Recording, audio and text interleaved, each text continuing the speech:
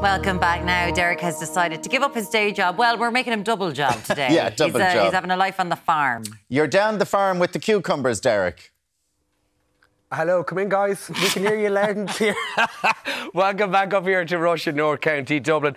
Gary, 2 million of these beauties you produce every year. 2 million a year, Derek, yeah. So we can get an awful lot of food in 1 year over just a small area of 3 acres. Yeah, so 3 acres, that's all it takes to produce that amount. Yeah, that's it, yeah. Now, talk about the conditions here in the glasshouse. So typically it's a tropical plant, so it was originally from the Mediterranean, so they'd want warm, humid weather. So we tried to get it at 21 degrees with humidity. So to get that, we burn natural gas, but the CO2 we get from the natural gas actually gets pumped back in to the plants, and that can increase our yield by 25–30%. And that helps reduce your carbon emission footprint as well, doesn't it? Massively, huge. Now, normally people, when they walk into the supermarket, they walk into their local shop, they think cucumbers originally come from Spain or from mainland Europe? Yeah, absolutely. No, we grow them right here in Ireland. You know, it makes sense to buy them in Ireland. It lowers your food miles. I mean, Ireland are very well known for being great growers. It's great produce. Why not buy it at your front door? You know. And in terms of sustainability, then,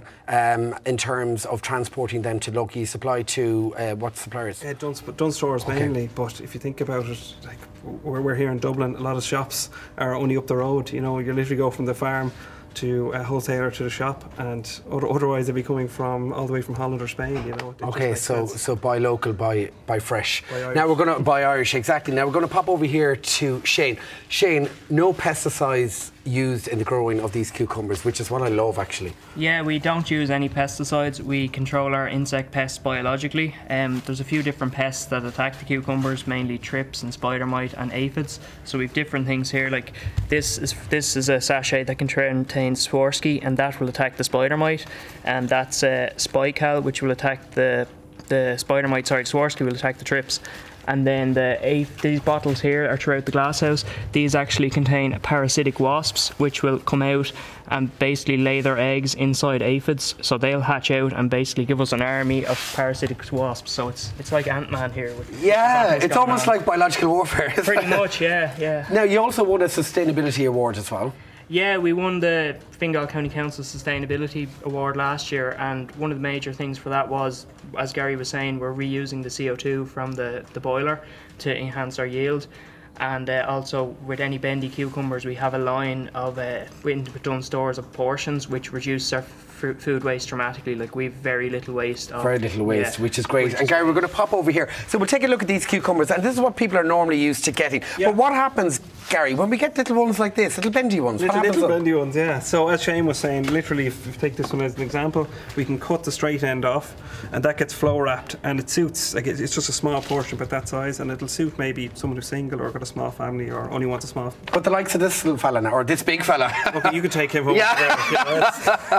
Where would that end up? No, same place. Yeah, okay. Yeah. So same thing. But sometimes they grow a bit too big. That might be a little bit too big. But they actually grow up to about 2 feet. They can. Occasionally, when they get lost in the jungle here and they aren't picked in time, they can grow up to 2 feet, maybe a kilo. That's a kilo and a half, I think, was the biggest. And can you solve the question? Are they fruit or are they a vegetable? The question we always get, but they're a bit of both. I think in a culinary sense they are a vegetable, but botanically they are a fruit. Yeah. Because they come from a flower and they produce seeds. And they produce seeds. As well. Yeah. So there you have it. Wearing an Allen, these little beauties are actually fruit. You learn something new every day on Ireland AM. Back to you guys in the studio. Thanks you so much. Very interesting. Derek, can I ask you, Derek, can you hear me?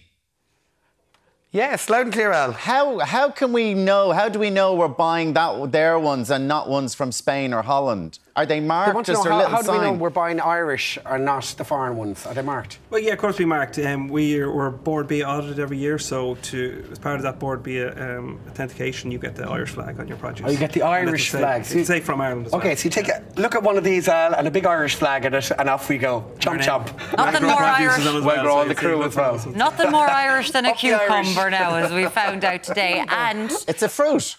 That's going to come up in a table quiz when you go to it. Totally. Keep that, store that away. Thank you, Derek. I really enjoyed that. Isn't that incredible? 3 million are grown in that small space there. Because of the war in Ukraine, we really have realised how dependent we are on other nations for food produce, and to bring something back here would be quite amazing. And a huge congratulations. No pesticides? No, nothing. absolutely fantastic. Fair play to them. It was lovely insight into that. I love when Derek does a bit of that.